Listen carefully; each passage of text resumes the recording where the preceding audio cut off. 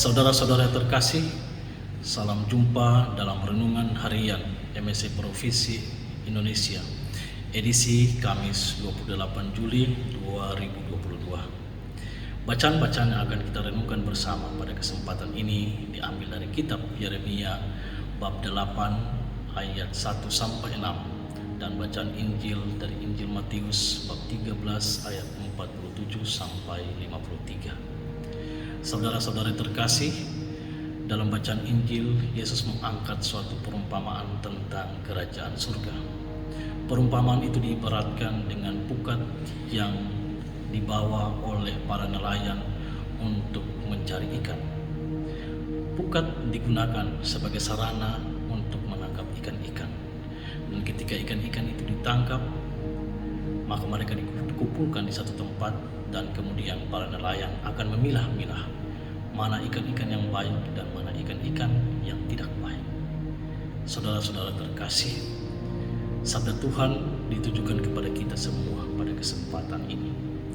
Apakah kita mampu mendengarkan sabda Tuhan itu dengan hati yang terbuka, pikiran yang tenang dan damai, sehingga kemudian kita mampu untuk merenungkannya dan menyatakannya dalam kehidupan sehari-hari kita yang ditujukan demi kerajaan surga.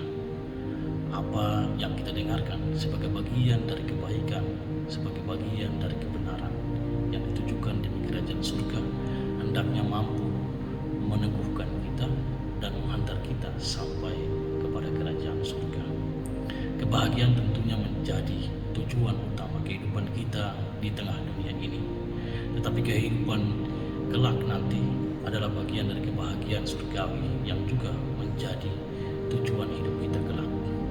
Apa yang menjadi hal-hal yang baik, hal-hal yang benar, yang mengantar kita pada perbuatan cinta kasih, itulah yang menjadi hal utama yang hendaknya kita bawa sebagai umat beriman, supaya kelak bukan saja diri kita, tetapi sesama kita, orang-orang di sekitar kita juga bersama-sama dapat mencapai kebahagiaan surgawi itu. Saudara-saudara terkasih, memang tidak mudah ketika kita berbicara tentang kerajaan surga, tetapi bahwa kerajaan surga adalah suatu tujuan mulia yang juga harus kita perjuangkan. Ikan-ikan yang dikumpulkan oleh para nelayan, ada yang baik dan ada yang tidak baik. Ikan-ikan itu akan disortir atau dikelola kembali oleh para nelayan. Dan biasanya ikan-ikan yang baiklah yang akan dipakai untuk dimakan oleh kita. Maka itu Tuhan akan memperhitungkan apa yang menjadi bagian dari kehidupan kita.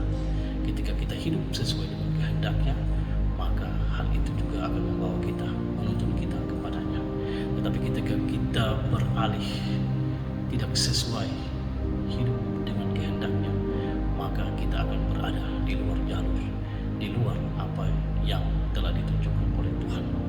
Kita harus ingat bahwa Yesus sendiri menegaskan bahwa dirinya adalah jalan, dirinya adalah kebenaran, dirinya adalah kehidupan.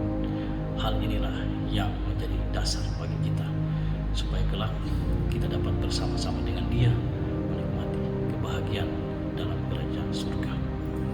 Dalam bacaan pertama, kita juga dapat berenung bersama bagaimana Yeremia yang mendengarkan firman Tuhan ditujukan kepadanya, diantar untuk bertemu, untuk memahami tentang pekerjaan seorang tukang periuk, di mana seorang tukang periuk akan mencoba berulang-ulang kali untuk membuat suatu periuk yang baik yang dapat digunakan.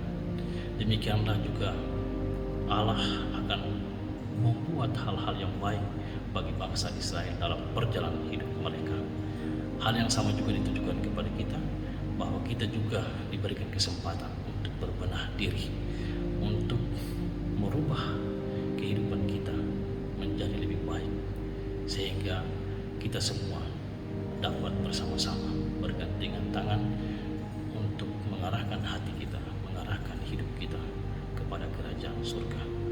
Kita mulai dari keluarga kita, dari orang-orang di sekitar kita, dalam lingkup gereja atau juga dalam lingkup masyarakat. Semoga hal-hal yang kecil, yang sederhana yang kita buat senantiasa bermanfaat.